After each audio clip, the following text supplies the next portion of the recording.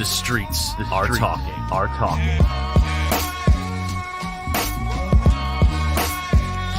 You are now listening to The Box Out, Tri-State area basketball talk at its best. And now your hosts, Kahlil Thomas and Jason Cordner. Let's get it.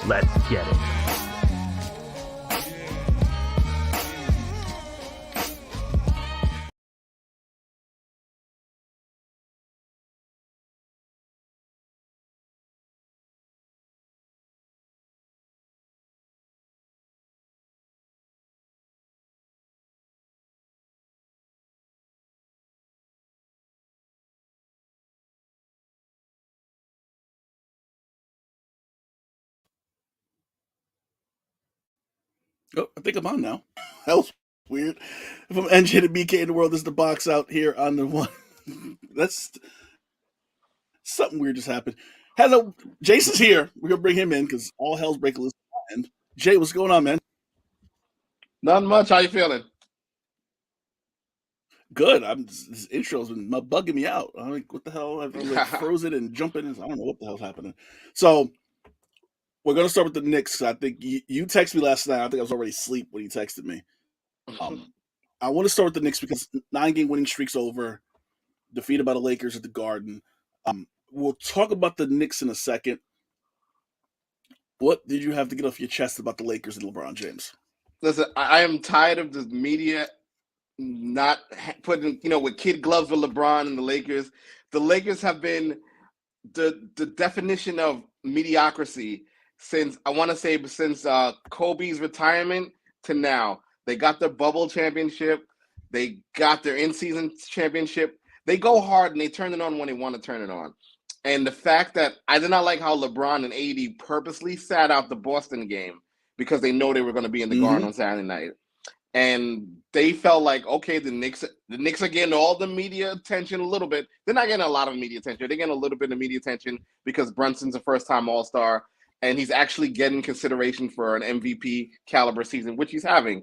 But I felt like LeBron had to come in here and rain on his parade because no one's talking about the Lakers and their one game above 500 record that they have right now, currently sitting in ninth or even ninth in the Western Conference. And I was so ticked off by that. I was so ticked off to how they choose to win.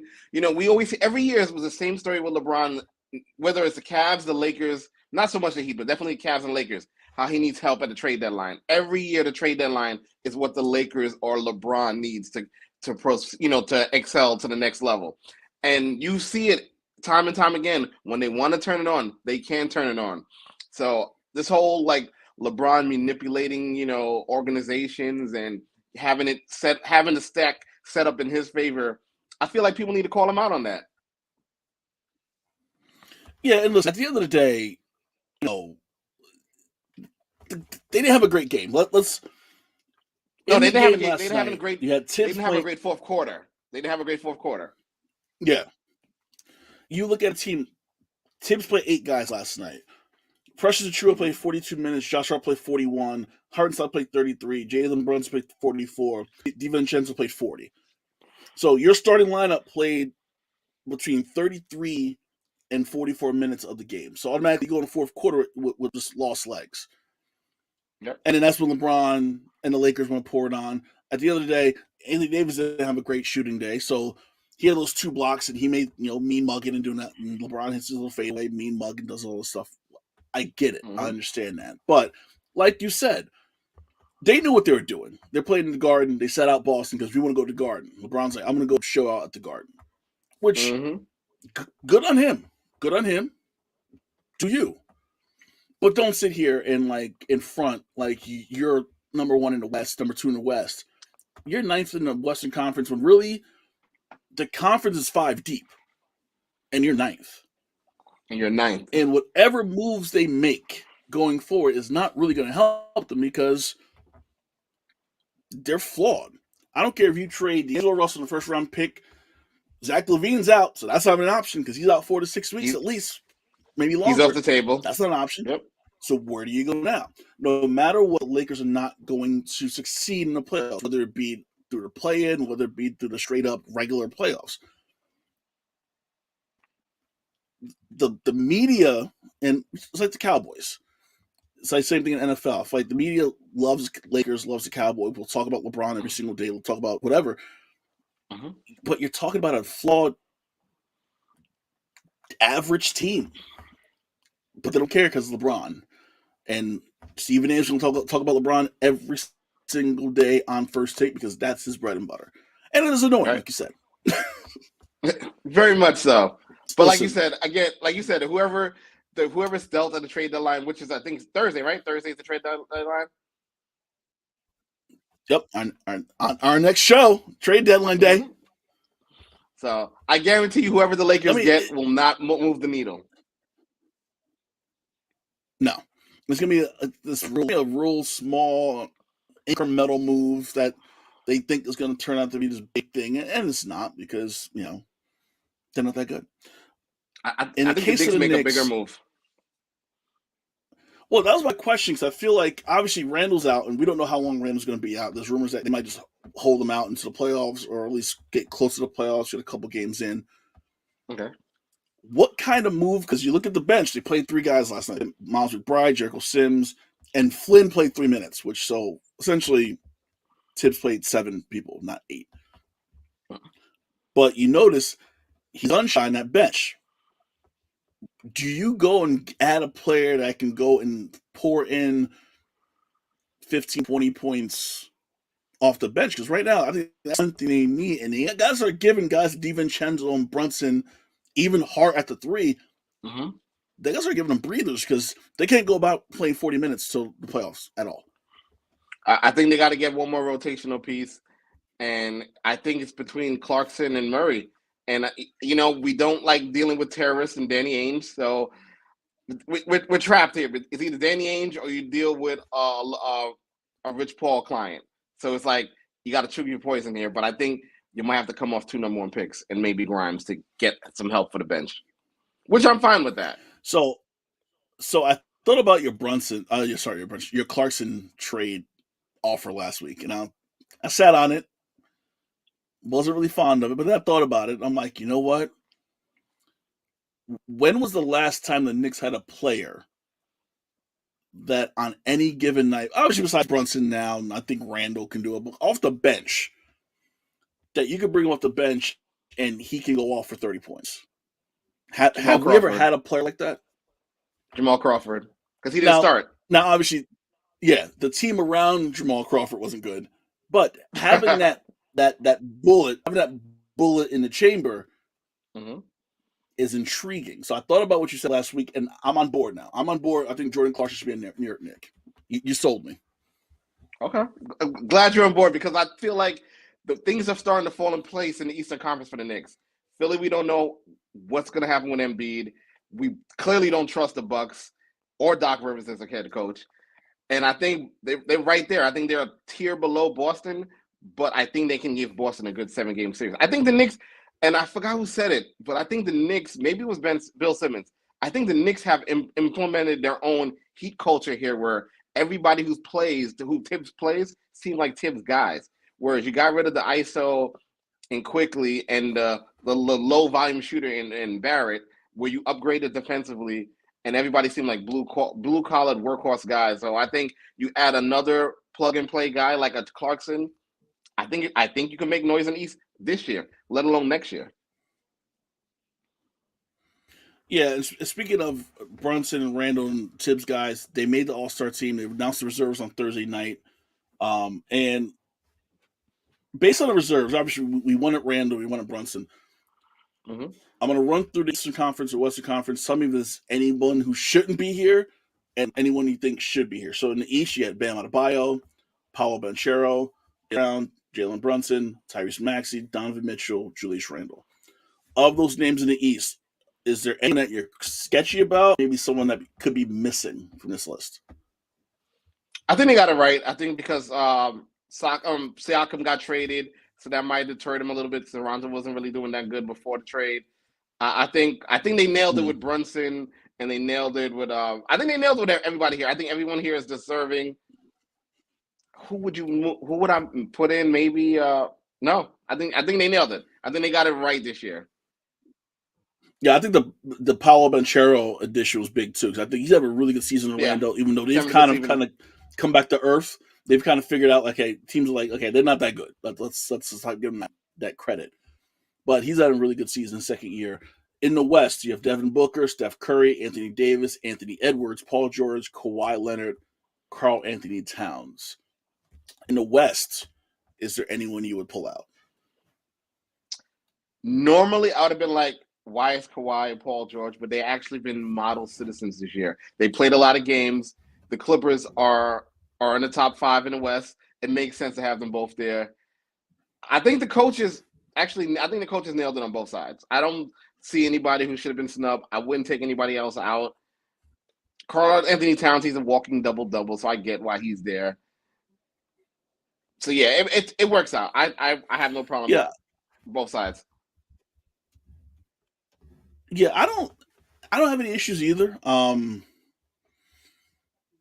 Maybe I would have picked both Clippers. Maybe I would have picked one or the other. But to be fair to both of them, they're playing this year. They're not really doing the load management too much over there. So yeah, and listen, they're good now. They're good right now. Right. I want to see them in later this month, March, when we get to like early spring, and see what we're talking about when we're talking about these two guys. That's going to be the key to a lot of this.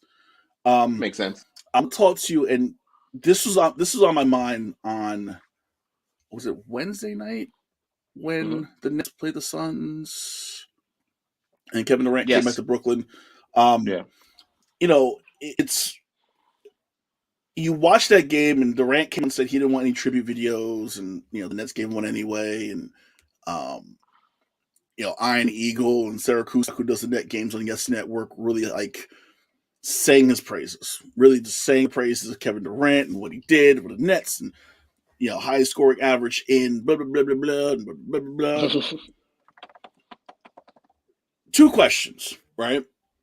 The first question, and Durant talked about his time in Brooklyn, and he kind of boiled it down to not team success, but his own success. And he, led the league in scoring and 2 All-Star games, and I did this, I did that, I did this, I did that. Does Kevin Durant owe Brooklyn a little bit more respect, considering you signed him when you probably shouldn't have, coming off for Achilles? You let him sit for a year. You kind of let Kyrie kind of bring him in and let them run the asylum, essentially. Run the asylum, yeah. And then when it wasn't working for them, they said, fuck it, we're going to blow it up. First question, does Kevin Durant need to respect Brooklyn more in a franchise for what they did, bringing him in and letting him pretty much run amok for 4 years? Definitely should. He should respect the time a little bit better, because, like you said, they didn't have to honor that first year. They could have let him. They could have been like, hey, listen, you take a pay cut. You're not even gonna play for a full year. And to me, the Nets handled him as best they could, and it's just that he wasn't the ringleader. It was Kyrie, and that kind of derailed that situation. And, we make jokes all the time. We're gonna look back. They're gonna be a 30 for 30 about that Nets and how they didn't get it done. Kevin Durant's big toe in that line. Harden playing a number amount of games and things like that. I would say he definitely just needs to treat the organization better. And you would think in those 4 years he had a better success than Carmelo in the Knicks, but it's not the case. I think Carmelo Anthony's tenure with the Knicks was by far a more successful run, even though they didn't get many wins. But at least Carmelo got the respect from the city, from the organization. I don't know so much from the Nets and KD going forward. I feel like that was a bad, if you look at it in terms of like a hookup, it was a bad one-night stand that lasted a little too long. How to go there. Here's the exact. Yeah, no, that was actually a good analogy. Here's the exact quote from Kevin Durant about his time in Brooklyn. First, he said, "Looking at what ifs is pointless." I understand that. I like to look at success as like the individuals. What do you do as an individual, and how can you bring that as a team, as an individual? I mean, I was an All-Star every year. I was leading vote getter every year at All-Star games, sold a lot of jerseys, averaged 50, 40, 90, averaged 30, made all NBA. I mean, was it successful? You know what I mean? But team success is a different thing. But you like to put the team, how the team does, you like to put that on one of the best players and call it a failure. But you look at the work. If you want to talk about me individually, you can just look at the work that I put in here. I think I've grown as a player. I'm on my way to mastering the game. I think coming here, Brooklyn, helped me, push me far closer to that. So that's what I tried to take from my time here. And then said they didn't have enough time together. So everybody want to go their own separate ways. I get him and Kyrie were here. Right? They came together. Obviously, the first year's red shirt. He didn't play. Kyrie barely played that first year. I think that was a setup for Kenny Atkinson to lose his job. I think that was the whole idea. Right. Kyrie don't play a lot. KD was going to play it all. Net struggle. Let's blow it up. Let's get someone in here that we can kind of control. They bring Steve Nash, who they were controlling. I think until Steve Nash is like, wait, I'm the head coach. I should. Which was an awful hire. Listen to me. Awful hire looking back. Like that. Looking back, is an awful hire. Yeah, from day one it was. But I think you and I talked about it. They got what they got. They wanted a coach that wasn't a coach. And they even said it. They said, well, he's not really our coach. We don't really have a coach. So out of their own words, they said that. That was the problem. So I think this idea of, well, individually I did good. Like, wait, but your team, you won one playoff round. I think it was, what was the number? It was like 280 games. You played like 120 or something. Some weird number like that. I'm like, you literally played a season and a half. They looked really bad against Boston. That series against Boston, they looked really bad. They got swept, right? Mm-hmm. Yeah, they got swept. That was bad. That was pretty bad. And that's they said, screw it. We don't want to be here no more. So I just think it was just a bad look for what he said, and just his whole demeanor that night, watching the game. He just seemed like a douche that whole night, and just mean mugging and whatever. The second question, and it's kind of early to have this conversation, but I think we have to have it now, especially after these comments. What is KD's legacy going to be in the NBA? Because you look at the first chapter, the Seattle OKC chapter, that was a really big chapter. That was a really big few years of him and Russ and getting into the Western Conference Finals and blah, blah, blah. The second chapter was him ring chasing in Golden State. The third chapter was Brooklyn. Now he has another chapter in Phoenix, and there's going to be another chapter. At this point, knowing how it's going to all end up, what is Kevin Durant's legacy going to be in the NBA? He's going to say he's a certified Hall of Famer, top 10 player in the league. He's going to go to those. He's going to run to those accolades. I'm going to put him as a better Dominique Wilkins. That's what I'm going to put KD at. I'm going to be like, he got his ring. Yes, he got his ring. He was a hired gun, but as Charles Barkley always says, he wasn't a bus driver. He's not a bus driver. Even in Phoenix, it's Booker's team. When he was with the Nets, it was Kyrie's team. When he was at the Warriors, it was clearly Steph's team.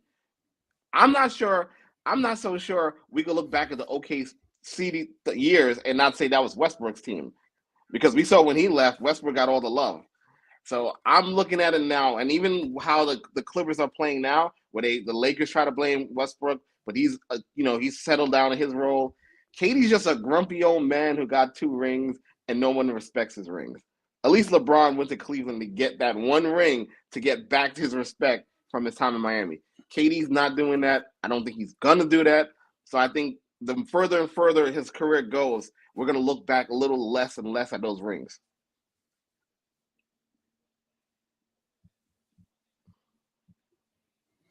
Yeah, I'm looking at the number now. So you're going to have season in Brooklyn, 129 games. So you think about that. That's 82, 82, 82. And I think you got traded 40 games in to the season last year. Yep. 129 games played. That's insanity. No, I think him ring chasing is going to be a problem. I think him ring chasing is going to put a mark on his career, because everyone knew what he was doing. Everyone knew, okay, he's trying to get that ring. So I'm going to go after the ring the best way I could. I can't beat them, so I'm going to join them. And that's what he did with Golden State. He went to a team already ready made, that there was no pressure on him because it was Steph's team, it was Steph, it was Draymond, it was Clay, and you had him in this big four. 72-9. He went to a 72-9 its team. course. Yeah, but then that ran its course because, Draymond got sick of him. The team probably got sick of him. He knew he was leaving because he was never going to be beloved like Steph Curry is going to be beloved. He goes to Brooklyn, which essentially, reportedly, he wanted to go to the Knicks. Kyrie convinced him to go to Brooklyn. So I'm curious about how the Knicks thing would have worked out. It would have worked out. It would have worked out better because the fan base would have protected him. We talk about it all the time. The Nets don't really have a fan base. That is true. They still don't have a fan base. Hey, you're in Brooklyn. Vincent Taylor, man, a talented journeyman. I'm starting to roll with that train of thought. I was gonna go Clyde Drexler, but Clyde was not this. He wasn't a snagglepuss like how KD is. KD, the man got a burner accounts for burner accounts. That's a problem. No. Well, it's funny too because if you look at his numbers, 27 points a game, 7 rebounds a game, 4.5 assists a game, 50% from the field, 38%, 39% from three, 88.5 from foul line. Like these are numbers that you would put up there in like top 10 player of all time, but his attitude sucks. And I'm me personally, I'm waiting for the next Kevin Durant to be traded. And we heard that early in the year. There was a rumor about Durant not being happy in Phoenix and wanting out already. So now we're just waiting for the other shoe to drop and go, okay, where is he going now? It sucks. It sucks for every team. You know where he wants to go, right? Mm-hmm. You know where he wants to go, right? He wants to come to the Knicks. Where? But there's no room for him. Him and Tibbs. Tibbs ain't getting fired over this guy. I really don't need that in my life right now. I really don't need none of that craziness in my life. No, it's gonna be interesting to see kind of how this all plans out and where he ends up, because I feel like all this kind of background shit is really going to affect his legacy and how he's looked at in the grand scheme of things. So it's gonna be interesting to see where all ends up. Where would you put them in the pecking order in the West? They're like what, fourth? I don't think they're better than the Clippers. I don't think they're better than the Nuggets, Timberwolves, OKC.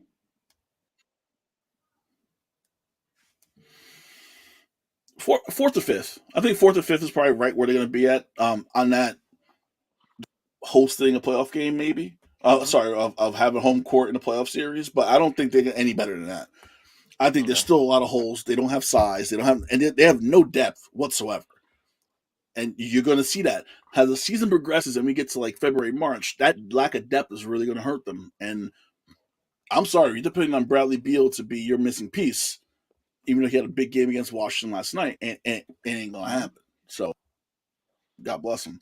I'm looking at the WNBA because it's free agency in the WNBA has been crazy last week. So, we talked about all the possible moves and where things can go, and I was watching something last night. First of all, Tina Charles, former Liberty player, legend in WNBA, former MVP. She goes to Atlanta.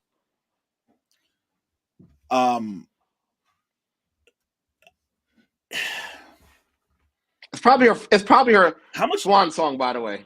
It's probably her swan song. I think this is was my question. How much is she left in the tank, and how good does that make Atlanta? Because you're getting not so much the player that New York had, or that Seattle had, or even that the Mystics had. You're getting a player kind of at the end, right? I'm not saying Herb Williams, but I'm saying, a lesser, like a Horace Grant, put it that way. It's like Orlando getting Horace Grant from the Bulls. You're not getting Horace Grant from the championship Bulls, but you're getting Horace Grant that can still give you points, give you rebounds, but give you that knowledge. Does Atlanta become a contender? But do they become a top 6 team, top 8 team? I think they become a fringe contender. They're definitely going to be in that playoff mix. But I think she brings that veteran presence. She knows what it takes to win in the WNBA. She's gonna be exactly what that young team needed, because they were good last year, but they didn't have that veteran that veteran leadership in the background to really catapult them. But I don't expect her to play a lot of minutes this year. I expect her to be like, more like you said, a Horace Grant, or dare I say a Hodonis Haslam, but just a better skill set. So the other big news, obviously we talked about this a couple weeks ago, how Nneka Nkumeke says she's leaving LA. And it came out that the top 3 teams that kind of are in the running for her, Chicago, Seattle, and the Liberty. Well, you didn't see her hanging out with Stewart and them at the Nets game? I'm surprised because, and I think it was an article on ESPN that I read, that if she comes to New York, she has to be, it's known that she's going to take a lesser role. She's going to lose minutes. She's going to lose production. She might become off the bench. We don't know. But if you were her, you're kind of in the prime, would you just take that diminished role, and we talk about KD, and go ring shopping right now with New York? I think so, because the Aces ain't going nowhere. That's a stacked deck. Mercury seems like they're reshuffling the deck. We're going to talk about the Suns. I'm going to talk about the Suns in Connecticut, because I don't understand what they're doing over there. So I think she's looking at the landscape and she's like, you know what? I might as well take a diminished role, but she could be very productive off the Liberty bench, because remember we always mention that the Liberties lack a backcourt presence off the bench, because when Sabrina's out, it's like deers in headlights, especially with those young older guards that they have. I think this might be a little influx of youth, so it might work out. So we talked about Atlanta getting Tina Charles. Atlanta also got Jordan Canada from the Sparks, who requested a trade when she was named core player for the Sparks. So the Sparks, they get the 8th pick from Atlanta, but they also get Ari McDonald. Ari McDonald was a huge star in college for Arizona back a couple years ago when Arizona made their run to the Final Four, women's Final Four. So LA has the 2nd, the 4th, the 8th, and the 24th pick in the WNBA draft. So I think we're looking at a team in Atlanta that knows, listen, we're going to be young, we're going to be bad, and we're building for the future. So can we just scrap them off and say, okay, let's not worry about the Sparks at all this year. Let's just kind of keep it moving? Yeah, they're kind of doing that Liberty from like 3 years ago, where they just like, let's accumulate assets and see what you can do down the road. After all, they're an LA team. They'll be fine. Skylar Diggins-Smith signs with Seattle. Seattle looking for a point guard to replace Sue Bird. They tried 4 different point guards last year. None of them worked. They get Skylar Diggins-Smith, a player that I hoped the Liberty pick up. What does this do for Seattle, especially in that search? They've been looking for someone to replace Sue Bird. They try to vet. They try to go young. Now they go back to a vet who had the year off last year. How much is left in the tank for Diggins-Smith to kind of lead this team back to prominence? See, I feel like she's more suited for a bench role as more so a starter that's in this, light of her career. But she's definitely helped stabilize that position. They definitely needed some, it's hard to replace a legend. And that's what they're trying to do with Sue Bird. So we'll see what happens. I think it'll work out, but I'm not expecting Seattle to be contenders this year. I think we're destined for a rematch in the WNBA finals. You mentioned it's the Sun. They acquired Tiffany Mitchell from the Lynx. What's going on with Connecticut's Sun? It seems like they're kind of trying to compete with the Liberty, but I think the Liberty is still the better team. I still think the Liberty are a better team. But yeah, they're trying to reshuffle the Ducks, the deck and see what they can do. But, I think, like we said, the Liberty, it was a 1-year experiment. I think this year they're going to go full throttle. I don't know if anybody's really going to contest on their side of the bracket, but if anything, maybe Connecticut, they might find something here. Kia Nurse traded to the Sparks as well from Seattle. So Seattle, they get a guard, they trade a guard. Kia Nurse is one of those players I wish the Liberty also still had. One Kia Nurse player for the Liberty. Yeah, she's become such a journeywoman now. She's become such a journeywoman now. Yeah, she's become Christian Laettner. She's Christian Laettner. That's what she is now. She's throw-ins. That's what she's throwing in every trade is Kia Nurse now. And Satu Sabali, she re-signs with the Dallas Wings. The Wings is the one young team that I think even with their youth, and they lost to the Aces in the semifinals. I think they're going to take a step playoffs. up. I think they're going to take a step up this year. I was thinking that. I was like, you know what? I'm like, they're keeping the team together, and I think they're doing it on purpose. I'm like, we have something really good here. We don't want to screw this up. We don't want to stop, so we're going to kind of keep it moving. So I think that was a really, really, really big thing for them to do. Listen, I will say this. We covered WNBA here. Free agency was never something that we really looked at and really talked about, but I feel like their new CBA they signed a couple of years ago, I think the player movement is a story now because we talked about this a few weeks ago.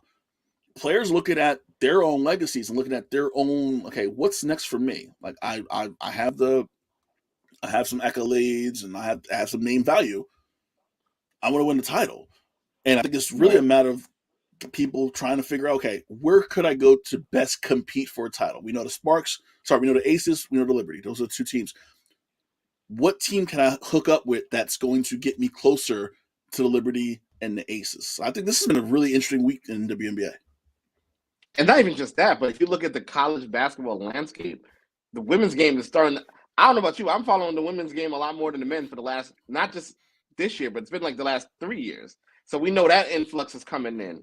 So the talent is keep getting better and better. And well, the WNBA is expanding anyway. So there you go right there. Mm-hmm. I mean, they're definitely going to San Francisco. Right. I think Portland was in the running, but then Portland fell out. There was another team. There was another owner. It might have been Nashville. I can't remember. I think it was Nashville, and then there was another NBA city team that was talking to WNBA. I don't know. San Francisco's the next team, so we know it's going to be a Western Conference, a Western team. I think East is got to be next, so I think you got to really look at them. So about Houston, bring the Comets back. Bring back the Comets. Yep. Mm-hmm. Let's pull that trigger. Also, Jonquel Jones going to re-sign with the Liberty 2-year deal, so they keep their big man in the middle. So now you still have the lineup of Vandersloot for now, Sabrina, Stewie, Jonquel Jones, and then you could probably interject anyone to play to 4 to 5. So they're kind of running it back, but they still need a body. I still feel like they need something else, and I think budget-wise, they're close to that level, but they have to do something. Hopefully, it happens soon because I keep looking at the tracker. I'm like, are they going to do anything? Are they just done here? We got to talk NCAA because Rick Pitino went off yesterday after the UConn game. So the NCAA is investigating Tennessee for NIL violation. We talk about this constantly. There really are no NILs in college sports. Let's just put it out there right now. The NCAA is kind of making it up as it go along. Tennessee said they moved the goalpost. Tennessee said the NCAA investigated us, didn't find anything, and now they're moving the goalpost saying we did something wrong. Rick Pitino said that the NCAA enforcement arm of the organization should be disbanded because at this point, there's no rules. Everyone knows there's no rules. NCAA are making no effort to create a one set rule to kind of control the NIL situation. And now they're just penalizing teams because of what they think is a violation. Where do we go from here? Because I feel like I'm still of the mind where I think the NCAA wants this chaos to ensue to prove a point that, hey, see, we should be playing players because it's the Wild West now and it's crazy. And it is letting shit just happen just to let the system fail. Oh, yeah, they wanted to fail because they want to prove that their system was always right the whole time. But I think once we open Pandora's box, it's over for them. Now it's just about, like, which schools, which programs, who's got the deeper pockets. And to think you're going to investigate Tennessee, who's been like a model citizen in the SEC since Peyton Manning days. Like, I can't think of what scandal you come from that school. If you would have said Memphis, Tennessee, I would think about, our favorite coach in Kentucky, but that's back then. So, like, now it's like I'm not even Penny. I'm not even going to even Penny Hardaway's Penny Hardaway's in Memphis messing up. So you look at Penny too. Yep. Memphis is a hotbed for NCAA violations. But you're gonna go to Tennessee. You're gonna go to Rocky Top and mess with them. Exactly. This is my point. So it's like They know who they're gonna pick on. They're probably not gonna find anything egregious. It's one of those things I think they're just gonna have to it's gonna come down to federal. Somehow, some way the government's gonna get involved in this. It might not be this year, it might not be next year, it might not even be the sport. It might be football. But some way down the line, it's the only way that things are gonna get regulated. But until then, I say let all the athletes get whatever they can get.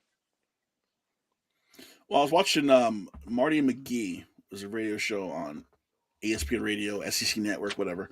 And Ryan McGee made a good point where the NCAA just kept losing cases. Going back to the Ed O'Bannon case, and every case thereafter, they just lose every time. Yep. I think that they're like the guy, what's his name from Rocky, who he beat up all the time. He gave him a job in his restaurant, Rocky Balboa. He's like kind of like Spider Rico. NCAA's like Spider Rico at this point. Okay. McGee made a good point. Was like, you're losing cases. You're probably going to lose every case that you get thrown into, even under appeal. You would think you would have a plan in place for L. I know that I argue with my wife. This isn't going to lose an argument. But I'm always going to have arguments to kind of either deflect away from whatever the argument is, or have a backup for what the argument has. You always have a plan for winning or losing. The NCAA loses constantly. You would think you have a plan for if they lost. Okay, well, we lost, but we have this detailed plan for NILs and playing players and stipends, blah, blah, blah, blah. They never even had that. Like, it almost seemed like they just thought, like, we can't lose. We're the NCAA. Why would we lose to Ed O'Bannon? Insert player here. Like, it just seems like there's a lack of preparation. There's a lack of care. There's ego. And now they're trying their best to kind of blow the system up that is already kind of, lack of a better term, kind of fucked up. And just letting this chaos happen, but then pick and choose who they enforce the problem, enforce the issue. I'm just befuddled at the NCAA and just their arrogance and their douchiness in this whole situation. You know what's going to happen. They're going to come down on schools like St. Pete, Rutgers, Seton Hall, but they're never going to touch St. John's. Guarantee it. That's what's going to happen here. Rutgers, who are kind of trying to do it the right way. They have their Knights of the Raritan NIL collective, and they're going after collectives, which are not even really part of the school. They're just alums, boosters, if you want to say boosters, who are like, let's just put money together, and they take donations from fans. If you want to donate. This is the best way to keep players here and get good players. And they're like, we can't go to the school, but let's do this. So the school has no affiliation with this Knights of the Raritan thing that they have. But they're trying to raise money so they can bring in recruits, because that's the name of the game now. It's pay for play. Yep. So you just kind of roll with the situation, roll what you have. So I don't know. I really think the NCAA is really trying to set the system up so you can go back to, well, your amateur can get paid, when I think we're way beyond that. And the courts have said we're beyond that. It's over. Like, these guys should get paid. Yep.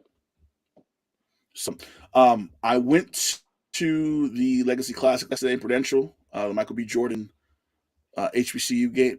Listen, I don't know if you've ever been to one before. This is the third year that we had it. Mm-hmm. You got to come next year. It's first of all, is that good? Okay. In our area, we don't see HBCU schools ever. At all. No one comes. Yeah. They don't come here. So, you had Grambling State versus Jackson State, and you had Howard Hampton. Howard Hampton best game. But then you have like Invesco QQQ is the main sponsor, and they teaching like financial literacy, and then they selling like HBCU gear, and it's just a cool place because you know what, you're getting this all in the building, and it's all love. It's chill. I'm seeing people. Jersey Sporting News writers. I met one writer yesterday, first time. It's just a fun experience to go to, especially up here, because you get that love in Mississippi, Louisiana on campus. But up here, especially for a alum of like Howard and Hampton and Grambling who live up here, they don't really get down there often. So it's just a cool experience. So I think next year, you come to Jersey. I know it's kind of a hike. come to Jersey, check it out. It was a fun time yesterday. This is the third year I've covered it. It gets better every year. All right, definitely gotta check it out then. I gotta check it out next year. Cause I heard about it, but I didn't understand. Like I was like, really in Jersey they're gonna do this and not down in DC or something like that. But hey, Jersey, Newark, which I'm like, perfect scene. Makes perfect sense. Do it in Newark because it helps Newark because Newark is still on that come up. Newark is still trying to like find that footing because outside of Prudential, ain't nothing happening in Newark. That's it. You leave that block. I mean, that one block in Newark. They're trying to build that up too. But I tell people all the time, I like for a that hockey one game, block. After that one block, still Newark. So I tell people all the time, I rather go to a hockey game at Prudential than the Garden because the fan base is a little bit more rabid and it's more structured for hockey. I mean, it's a hockey arena. There you go. But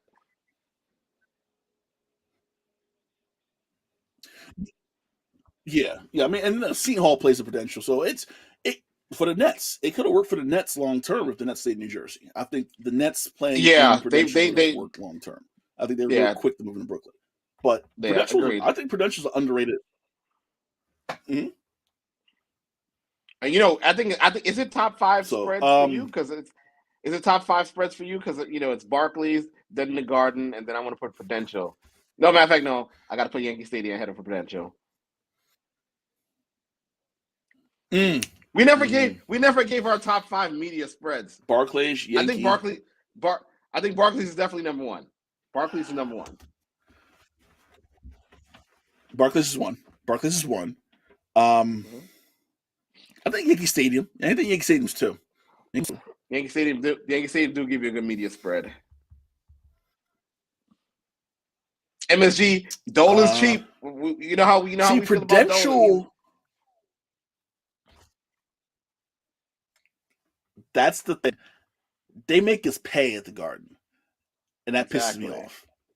Yep, I don't like that. No matter the event, they make you pay. Barclays. Yep. Barclays 1, Yankee Stadium 2, Prudential 3, depending. For Devils games, they hook you up.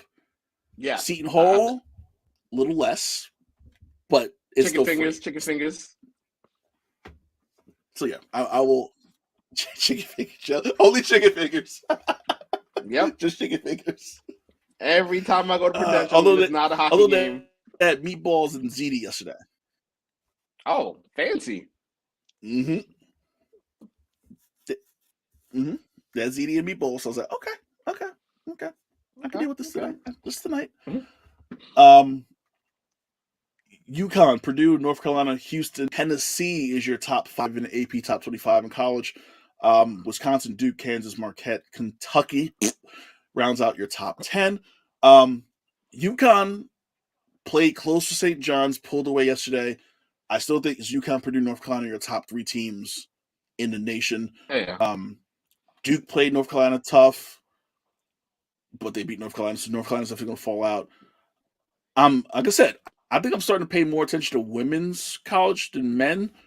From what I've seen, Houston you can't trust. I think North Carolina losing to Duke might be a problem. I think Baylor, who's 18, might not be as good as they think they are. I think BYU, I watched BYU the other night. I think BYU is a problem, and that's a Sweet 16 team all day in BYU. And if we take it locally, Seton Hall looking good a couple weeks ago. Now they've sunk. St. John's looked good a few weeks ago. Now they're sinking. Rutgers is having a rough season. So locally on our ends, we got shit to root for right now. Yeah. Not much. But again, I think the ACC.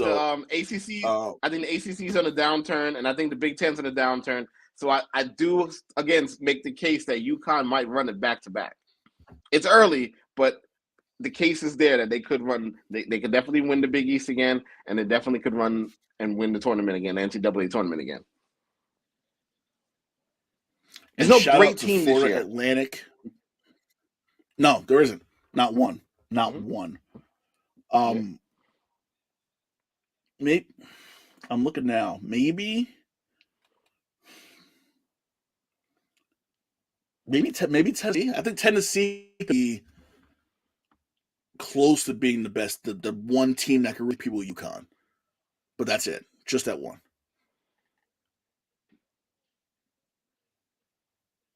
And that's I'm Yeah, looking at the I can see AP. I that. don't see it. I can see that. Yeah. Yeah, that's all I got. All right. We're gonna stop basketball for a second. I gotta talk to you, bro. I gotta talk to you, JC Cordner. You know, I'm all about finishing stories. That's my life. I like to finish my story.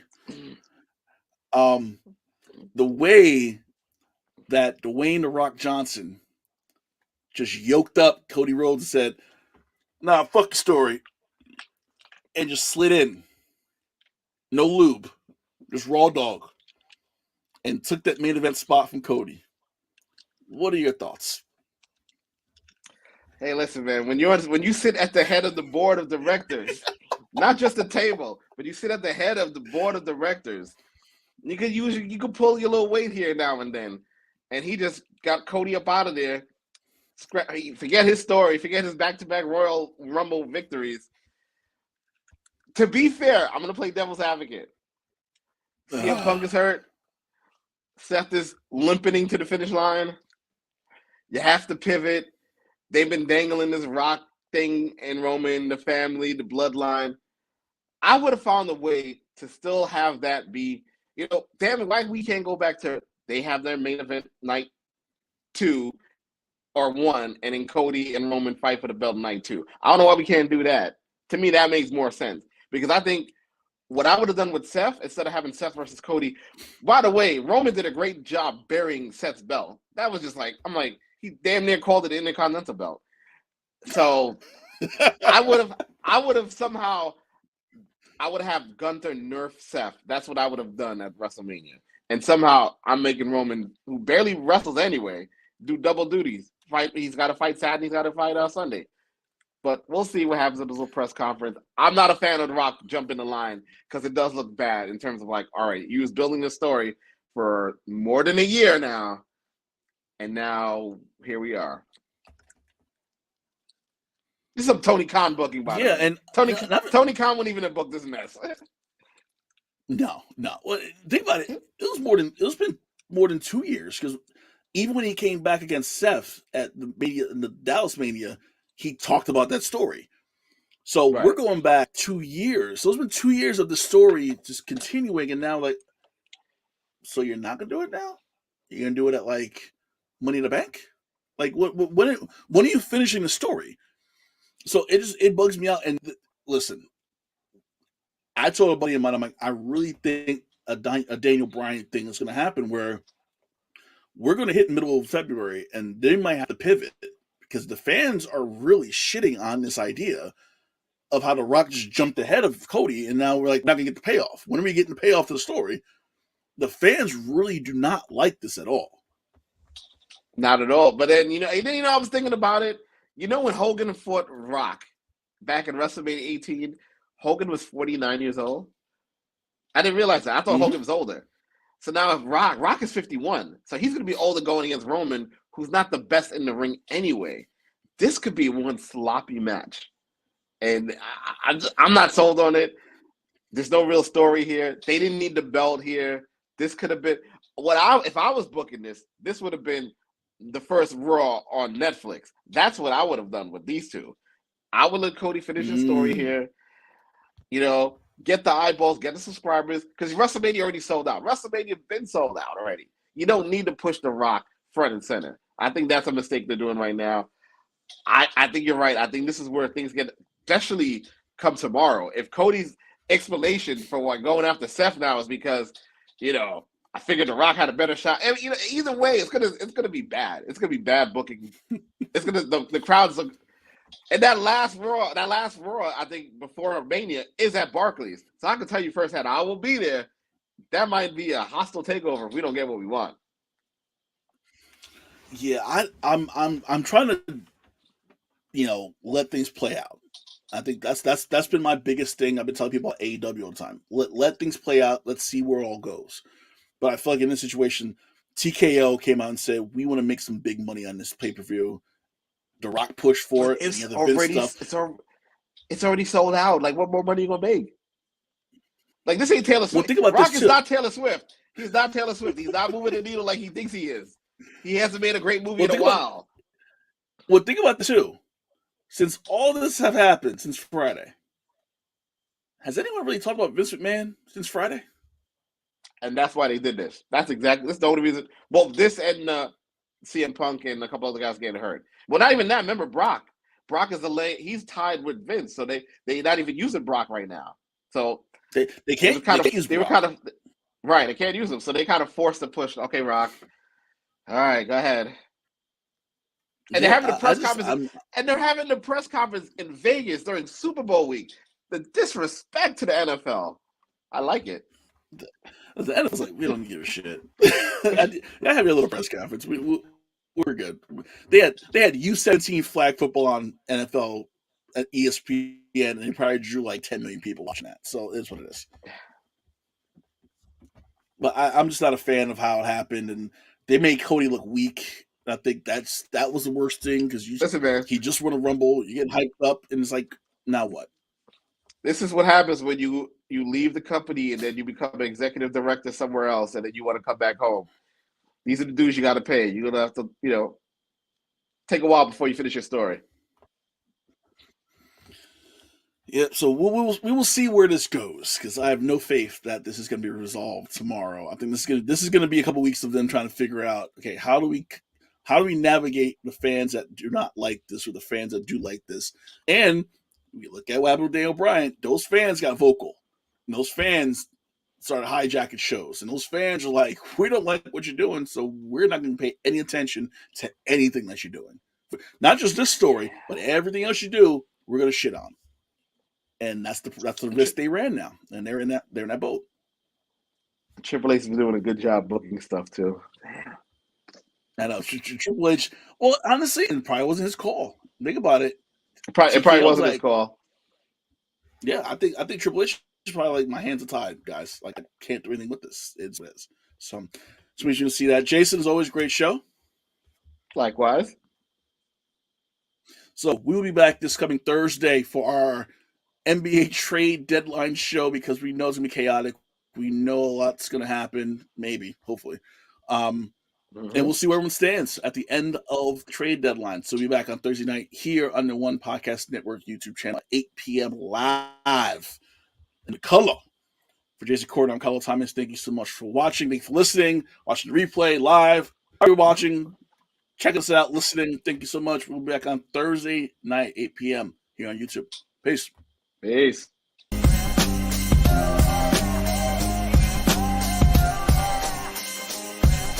This has been The Box Out with Kahlil Thomas and Jason Cordner. Subscribe now for the best tri-state area basketball talk.